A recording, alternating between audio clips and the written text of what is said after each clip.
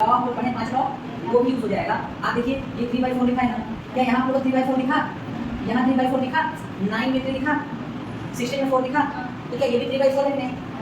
2 बार 3 है, 2 बार 4 है, तो 3/4 पे पावर 2 है कि नहीं? और यहाँ 3/4 पे पावर 4, बेस बराबर, तो पावर डिवाइड हो रहा है ना, एक ऊपर लिखा है एक नीचे लिखा है, डिवाइड हो रहा है, तो बेस बराबर, तो दोनों बेस का एक बेस उठा लो और पावर को क्या कर देना, माइनस कर देना। सेम उसी तरीके से आपको यहाँ भी दिख रहा है, देखो क्या यहाँ पे आपको 5 दिख रहा है 3 बार, क्या 27 में 3 दिख रहा है 3 बार, यहाँ पे देखो दिखा, तो एक्सपोनेंट करो लगाओ तो और जल्दी हो जाएगा। इस तरीके से करिए, एक्सपोनेंट लॉ यूज करिए और सॉल्व करिए।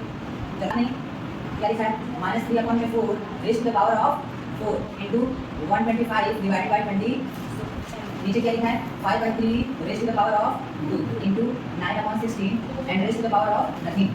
इसको सॉल्व करना है। देखो सबसे पहले देखो बेस सेम कर सकते हैं कि नहीं, हम बेस सेम कर सकते हैं।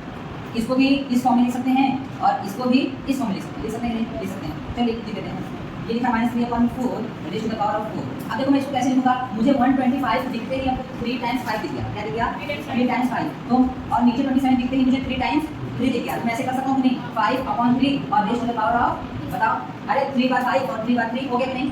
ठीक, नीचे देखो, नीचे ध्यान देना, ये लिखा है 5/3 raise to the power of 2।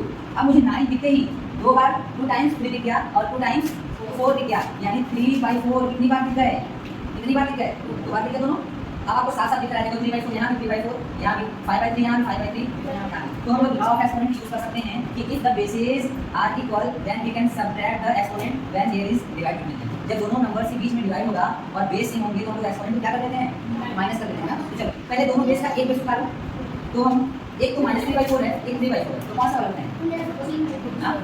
यहाँ पे आने के बाद सबसे पहले तो मुझे यहाँ पे 3/4 तो दिख रहा है, लेकिन एक 3/4 के पास माइनस साइन है, एक 3/4 ठीक है। तो अभी तो हमको बेस बराबर नहीं दिख रहे, लेकिन हम लोग बेस बराबर कर सकते हैं कैसे। अगर कोई यहाँ जो माइनस लगा है ना, देखना कितनी बार -4 का होगा, तो अगर माइनस का पावर इवन नंबर है तो इस माइनस का मतलब है ये प्लस होने वाला है। तो मैं इसको इस तरीके से लिख सकता हूँ, -5/3, ये तो 1 हो गया, कितना हो गया 3 में से जाएगा कितना हो जाएगा 1, और 1 को लिखने की जरूरत पड़ती नहीं, -2। अब देखो क्योंकि माइनस के ऊपर पावर इवन नंबर है तो इस माइनस का कोई इफेक्ट नहीं पड़ेगा, तो हम केवल नंबर लिख सकते हैं 3/4 raise to the power of minus, तो सारे प्लस हो गए और 3/4 के पावर 4 का मैंने लिख दिया नीचे 3/4 की पावर 2, क्या बेस बराबर हो गए इस बार। अब देखो अब और आसानी से हो जाएगा। चलिए इसको 5/3 है छोड़ दो इनटू, अब देखो यहाँ पे क्या बेस बराबर, तो दोनों बेस का एक बेस उठा लो और एक्सपोनेंट्स को डिवाइड हो रहा है ना, एक्सपोनेंट को क्या कर लें सबट्रैक्ट करें, यानी 4 में से 2, देखो छोटा सा सॉल्यूशन हो गया 3/4 और 4 में से 2 क्या 2, 5/3 और इसको कितनी बार लिखना है, तो 3/4 into 3/, देखो एक में से गया 5 3 जा 15 और 4 4 जा आ गया, ये देखो छोटा करेगा, ये रहा छोटा करेगा।